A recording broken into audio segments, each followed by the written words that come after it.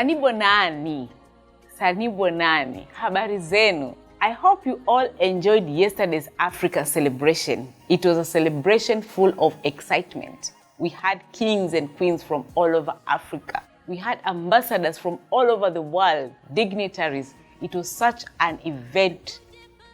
I hope whoever missed the event, you still have time. Catch us on our AIDA YouTube channel and enjoy the event. Welcome to episode 13 of the Roots of Africa program, and thank you for your continued support. Today we are going to host our youth, South Africa youth, yes, led by Thembisile Mahuwa. We are going to discuss about color discrimination, a topic that has been on and on for decades. Today we are going to discuss, our youth would like to discuss more about it and be able to tell us the way forward, how we can eradicate this discrimination. Welcome Thembisile and her team, youth from different sectors. You have doctors, we have lecturers. Welcome our youth and enjoy the program. Thank you very much. Thank you very much, Anne Hamburger in studio. Sanbonani bantu bezwe. I am Thembisile Mahuwa from South Africa, and I will be your host for the next 2 episodes. Colorism is a form of discrimination based on the color and tone of our skin. We have witnessed how the color and tones of our skin has been depicted and advertised on our television screens, on our media outlets. We have seen the lighter toned skin always being portrayed in a positive manner and used as a scale of beauty, whereas the darker toned skin is always presented in a negative light. Our skin tones have been used to separate us and create a space where we not only doubt ourselves, but we doubt our power. It is estimated that skin lightening products will reach a whopping $8.9 billion in 2024. While today we speak about colorism. We are also joined by 3 amazing guests who will be in conversation with us today.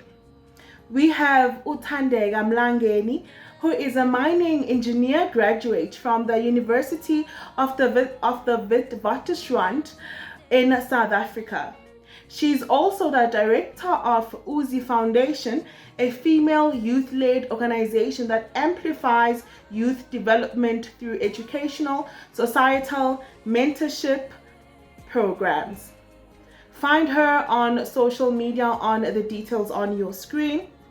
We also have Karabo Sebela, who is a final year law student studying towards a Bachelor of Laws degree at the University of South Africa.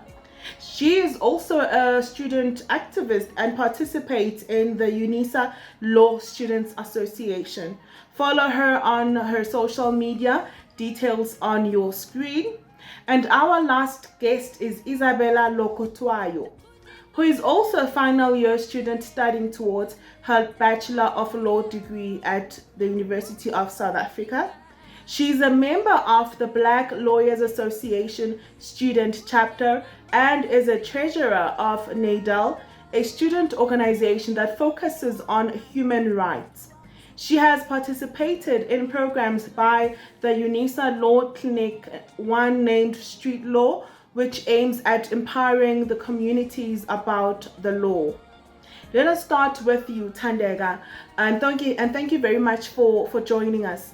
What has been your experience on today's topic as we speak about colorism, and as we know that it's a very big issue now in our communities? What has been your experience? We'll start with you, Thandeka, then we'll go to Karabo, and we'll end with you, Isabella. Thank you. Over to you, Thandeka. Yo, sis, you're touching on a very sensitive part when it comes to melanation and opportunity. Now, this is obviously, I speak from my observation, from the things that I've read, from the people I interact with. So I think that's a disclaimer I should just put out there. But as I'm saying, it's my experience, but from my experience and from the things that I've witnessed on TV, in the workplace, literally everywhere, it's so difficult to see darker skinned people on TV. I'll just take it in the South African context. If I could ask people to maybe name 5 dark-skinned celebrities, mainstream celebrities that we see on TV daily, they'd find it difficult piecing those numbers together. But if I say, name me 5 light-skinned ones, you will literally take 30 seconds to name them all. And even more now when it comes to the matter of representation, if darker skinned people aren't seeing people that look like them on TV, people that look like them being celebrated, it breeds this hatefulness or self-hate they have.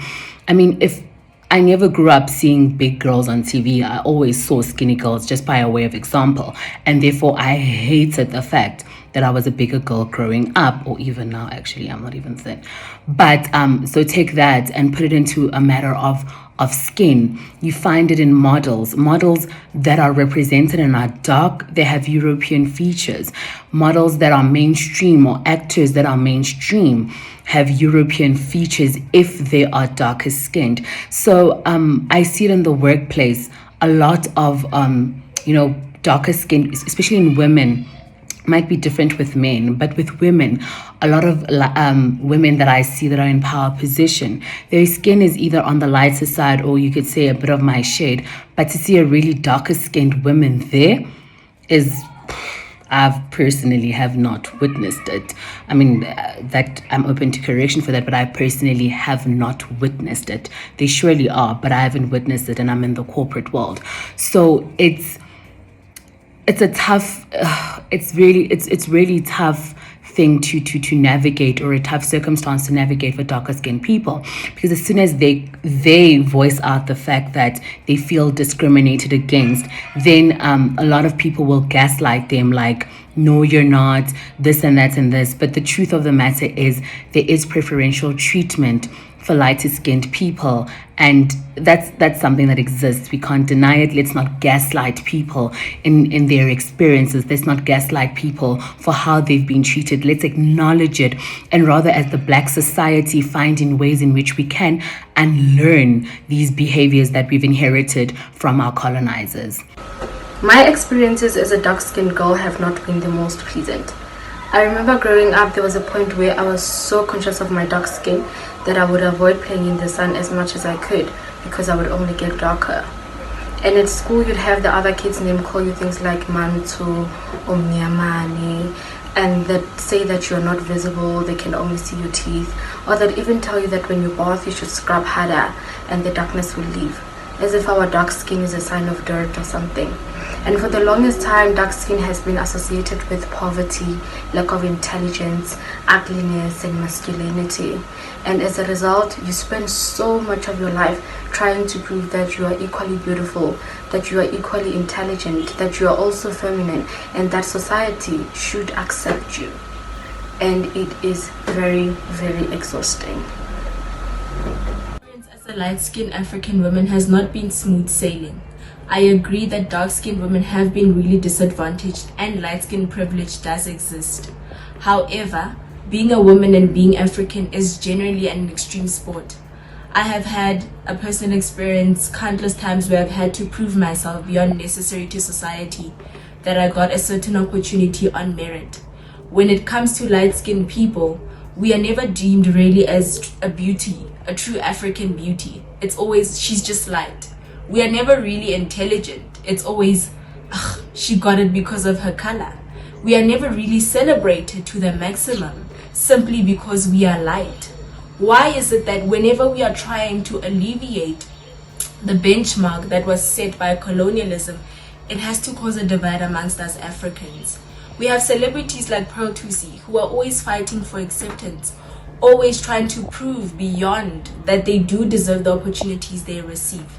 Why is it that when it comes to light-skinned men, it's preference, but when it comes to light-skinned women, it's colorism?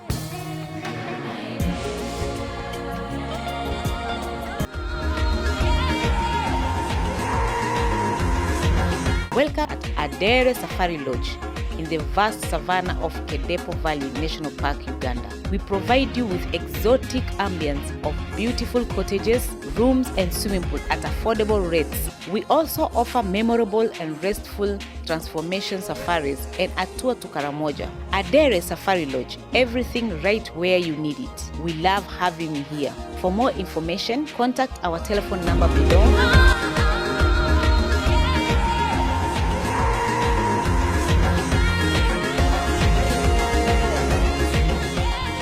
The discussion about color discrimination has been there since time immemorial.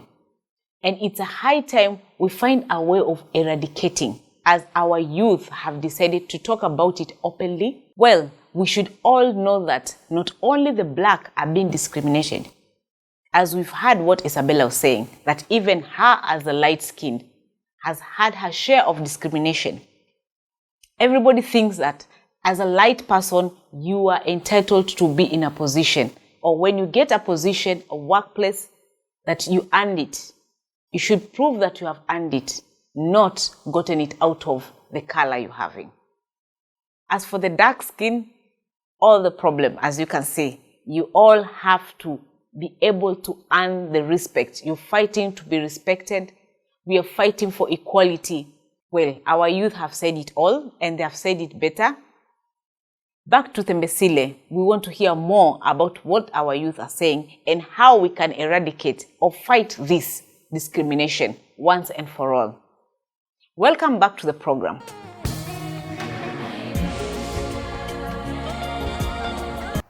This has really been eye-opening. Thank you so much, ladies. You know, it is clear that European beauty standards have been a defining factor in our black communities for such a long time now. And it is evident that each and every one of us, you know, has had their fair share of discrimination with regards to the amount of melanin in our skin. You know, I'd like to ask this. Is it true that light skin privilege exists? And is it possible that skin pigmentation has denied deserving candidates of employment opportunities, work opportunities, development opportunities? Is it true that skin pigmentation might have a direct involvement in that? I'll also start with you, Thandeka. How can we remedy the situation is a very good question. Where do we start with this conversation? I think the first thing we have to do is, let's be honest when we speak about these things. Let us not diminish the pain and the suffering others have felt. Let us not gaslight people in this conversation. When we talk about it, let's be bare, let's be truthful, but let's not be rude around this conversation first and foremost. And I'm glad we're having this conversation now for the sake of awareness. I'm glad we're starting to talk about these things. I'm glad that we're starting to address these things, which is vital in this situation. So first and foremost, I think when we start speaking around this conversation, as it is such a sensitive matter, it is a matter of identity. It is a matter of how you're treated. It should be approached with respect and not from a place where we want to hoard being victims, if that makes sense. So this conversation is very polarizing, and a lot of people try to make themselves victims in this. I think as a Black society, we need to acknowledge that these were beauty standards that were imposed on us. none of us want it to be this way. I hope none of us want it to be this way. So I think in this conversation, firstly, as I said, there has to be honesty. Secondly, when we approach it, there has to be respect. Unfortunately, light skin privilege is a thing and it exists. We live in a society that worships whiteness. If you are light skinned, you are worshipped, you are included, and you are considered, in contrast to being dark skinned. As a dark skinned person, you have to constantly fight to be included, to be considered, because automatically the amount of pigmentation on your skin is a barrier. Light-skinned people are beneficiaries of a system that they did not create, and there isn't much that they can do about it. However, in trying to create a society that is more inclusive of dark-skinned people, society has also created a problem of measuring Africanness to the amount of pigmentation that you have on your skin. Therefore, meaning that the darker you are, the more African you are, and the less darker you are, the more African you are not, which is very problematic and is also prejudicial to the light-skinned people. Unfortunately, light-skin privilege is a thing and it exists. We live in a society that worships whiteness. If you are light-skinned, you are worshipped, you are included, and you are considered, in contrast to being dark-skinned. As a dark-skinned person, you have to constantly fight to be included, to be considered, because automatically the amount of pigmentation on your skin is a barrier. Light-skinned people are beneficiaries of a system that they did not create, and there isn't much that they can do about it. However, in trying to create a society that is more inclusive of dark-skinned people, society has also created a problem of measuring Africanness to the amount of pigmentation that you have on your skin. Therefore, meaning that the darker you are, the more African you are, and the less darker you are, the more African you are not, which is very problematic and is also prejudicial to the light-skinned people. In as much as disadvantages of light-skinned people are not really discussed, and it's not really a popular opinion, but I feel that we should get into it. We should get into why there's this divide, why campaigns are now campaigning for dark-skinned women and light-skinned women are treated as has-beens. They're an old trend. We're focusing on the dark girls now. I believe that someone's Africanness should be celebrated according to how they embrace their culture, how they embrace looking, how they embrace their looks, their skin. It shouldn't be that now when we are trying to uplift other dark-skinned Africans, lighter-skinned Africans have to suffer in the process. Why is it that when in a workplace, when a light-skinned woman is offered an opportunity and the dark-skinned one is not offered an opportunity, it's automatically assumed that the light one will get it smooth sailing? I mean, if you're offered an opportunity and you as a white person have to sleep for the opportunity, then it's a loss for both women. Nobody wins. So the problem here is that we need to make sure that before we start pointing fingers and saying that these people get it easy, are we really getting it easy? It's so sad how light-skinned people are now labeled as beneficiaries of a war that they did not even create. Melanin has got nothing to do with Africanism. Melanin is it's how we were born. It has nothing to do with one is now more African than the other. I mean, if you take a look at dark-skinned men, when you think of a man, you think of a dark-skinned African man. Light-skinned people are fighting a war of acceptance, while dark-skinned people are fighting for equal opportunities. What is the legacy that we want to leave behind? Yes, we are having this conversation today, but how are we planning to impact a change for the future generations to come? Let's talk about that later, but right now we will hear from a beautiful 10-year-old on what legacy we are leaving behind. What does she think of her skin, and does she feel proud? Does she feel beautiful in the color of her skin? Please let us go there. Molweni igama lam ndingu Akwandi. I'm African and I'm proud. I love my skin color and my hair. I'm an African goddess and I'm not afraid to use the powers I possess. Instead, I feel more encouraged now than ever to reach for the stars. Like African queens like Zozibini have paved the way. I'm African and I'm proud.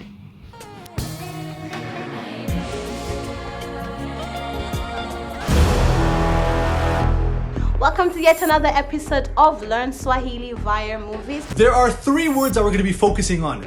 Muda, which is time, Mungu, which is God, and mapema, which is early or earlier.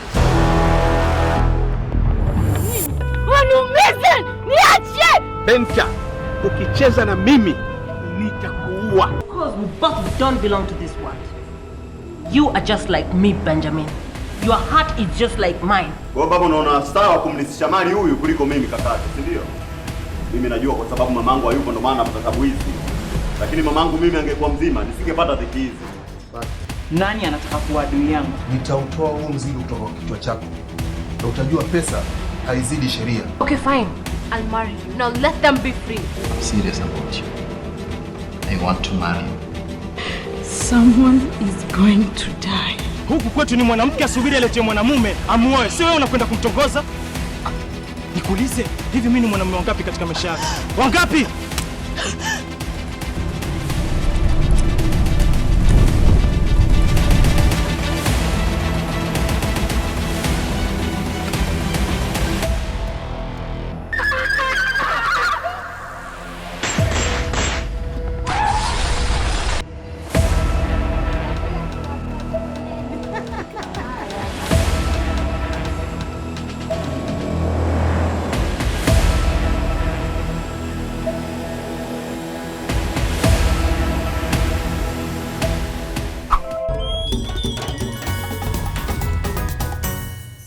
Well, viewers, as you've heard, there's a lot to be discussed about the color discrimination, and we have a lot of questions yet to be answered. Kindly drop us a comment on Aido YouTube channel and hear your comments, your views about this topic. As our youth are saying, we need to move on, and we need to make sure that we have overcome this. Even a 10-year-old has just told us, you've heard all of you, that she is proud. She is proud of her skin. She is proud to be black as I am. I'm proud to be who I am. I love my color. I love my skin. It is so sad to see so many people who have to use a lot of pigmentation to change their skin color so that to be recognized, to be able to fight in this world. Let us hear more about what Thembisile and her team has to tell us. Keep watching and don't miss to comment. We need to hear your views. Thank you.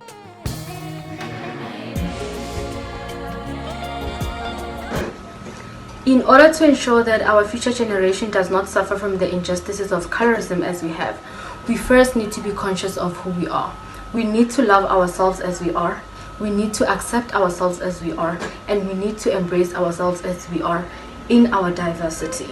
And for us to be able to do that, we need to first throw away the European beauty standards, recreate and redefine our own standards of beauty that will be inclusive of our diversified characteristics as African people. A standard of beauty that will be inclusive of our big noses, of our full lips, and our round shaped faces, and etc. Wow, I'm really happy and amazed at how the ladies have went about this discourse and how we've actually spoken about it without being disrespectful. And I think as far as remedies go, that is the first step towards, dealing with this problem and healing ourselves as the Black nation, is the respect we ought to have for each other. Despite on your views on this topic, it's the respect that we should and ought to have for each other. And secondly, I think we can all note that the problem, or at the core of this discussion, is Black people were given one set of a beauty standard to aspire to that is very European. And the further you stray or the further you are from the ideal European look, the more you're classed as ugly or undesirable in the Black society. And I think that's our first step of understanding this topic, that these are beauty standards that were imposed on us. These are beauty standards that were made mainstream. And this is one type of beauty standard that we ought to aspire to. And that is completely wrong. We as Africans need to define what beauty standards are for us, and we also need to accept that there isn't only one kind of beauty. That being lighter skinned does not make you any less Black or less African. That being on the darker side doesn't make you undesirable or ugly. That having kinky hair or a wide nose or full lips or a big body does not in any way make you ugly. We need to accept that there are various forms of beauty, and we need to stop imposing the European standard on ourselves. And again, when we approach this discourse, even on social media, there needs to be a point of respect, a point of not gaslighting others' experience that we need to have and approach this topic with. So I'm glad that we were able to show how we can approach this on this platform. And I'm really happy, and I've learned a lot through what the ladies have said. It has opened up my mind quite a bit. So, thank you for the opportunity, Thembi.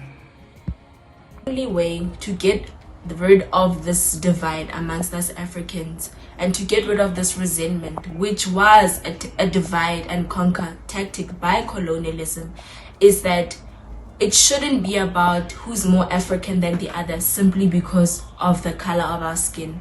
It should really be about us uniting as one, us being Africans, whether light, whether dark, us calling out injustices, whether light or whether dark, us giving each other equal opportunities, us embracing each other equally. And I think that's the only way that we will be able to achieve and alleviate all these European beauty standards, all this bleaching, all this dark skin versus light skinned. So that's my opinion.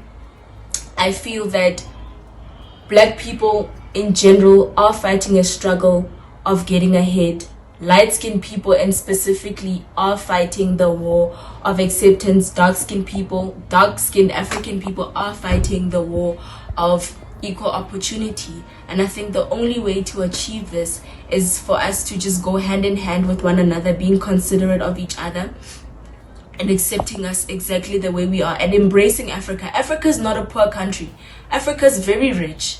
We are very, very rich, and we should stop this thing of allowing European countries to kind of, portray us as poor, as ugly, as dark, as unfortunate. We are very rich in Africa.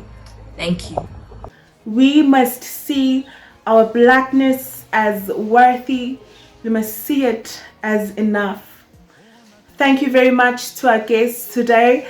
This has been a very, very interesting and beautiful episode, and it will go down in history as the day we started to make a change.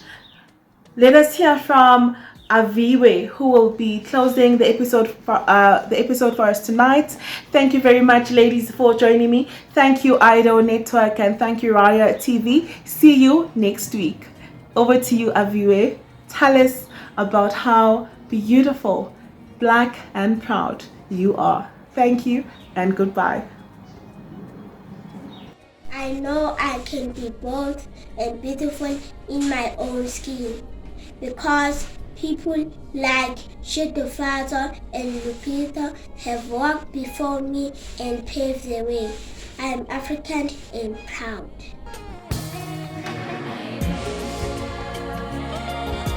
Thank you so much, Thembisile and your team, for that touching conversation and the boldness.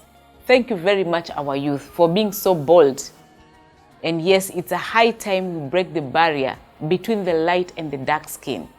We all should be one united African people, whether light or dark. Thank you very much for watching the show, and kindly do not forget to follow us on our social media platform, Idol Network social media platform and Raya TV social media platform. Thank you very much and be blessed. Till next week. And do not forget to follow the youth on the following programs. Bye-bye. Thank you.